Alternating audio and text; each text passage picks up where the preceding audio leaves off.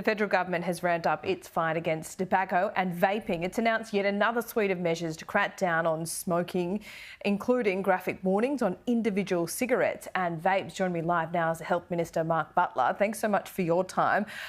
Pretty grim way to end the show, but an important issue that you know I'm very passionate about. But Minister Butler, we had an announcement from the federal government months ago about cracking down on vaping in particular. Are these new suite of measures an admission that that hasn't really made a dent?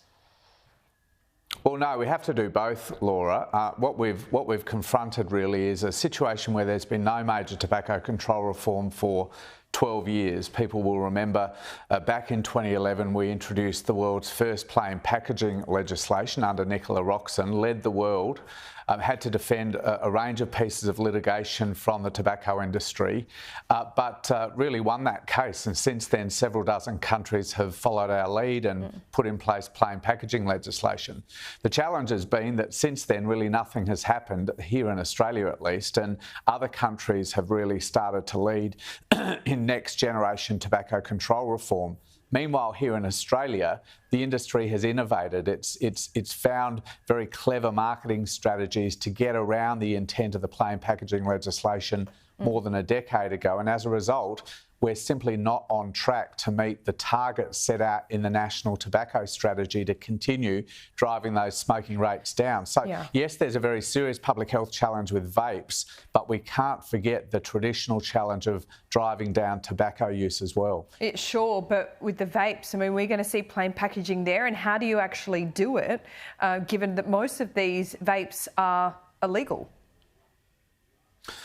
Well, we've got to shut them down at the border is the first thing, and I've said publicly that I intend to have an import control regulation put in place by the end of this year. Well, no, at the moment the border is completely open. To his very great credit, my predecessor, Greg Hunt, tried to put an import control in place, but it only lasted a few days before he was rolled by his own party room a few years ago. So since then, we only had border controls in place for several days. They've been completely open borders ever since, and we've just had waves of these vapes coming in, very deliberately targeted at kids. I mean, they've got pink unicorns on them, they're bubblegum flavoured.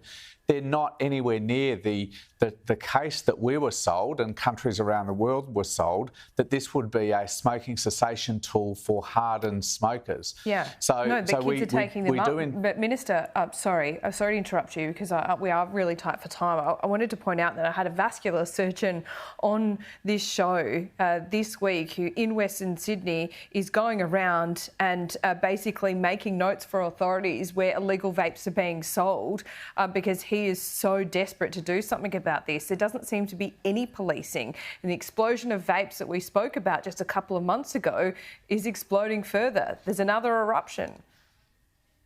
Yeah, I saw that story, a terrific effort by that surgeon in Sydney, but we're also seeing stories pretty regularly of state governments doing blitzes on vaping stores, but they tell us, I think justifiably, they need the borders shut.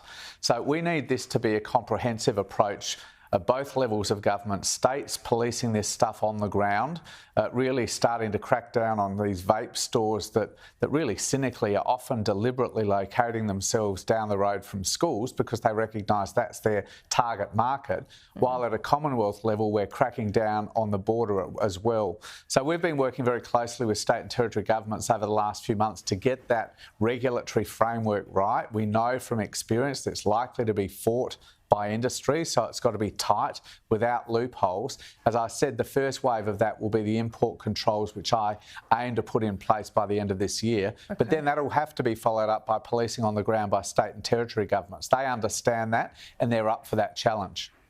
Mark Butler, great to squeeze you into the program in the last couple of moments. It is an important issue. We'll check in with you in the next couple of months. Thanks so much.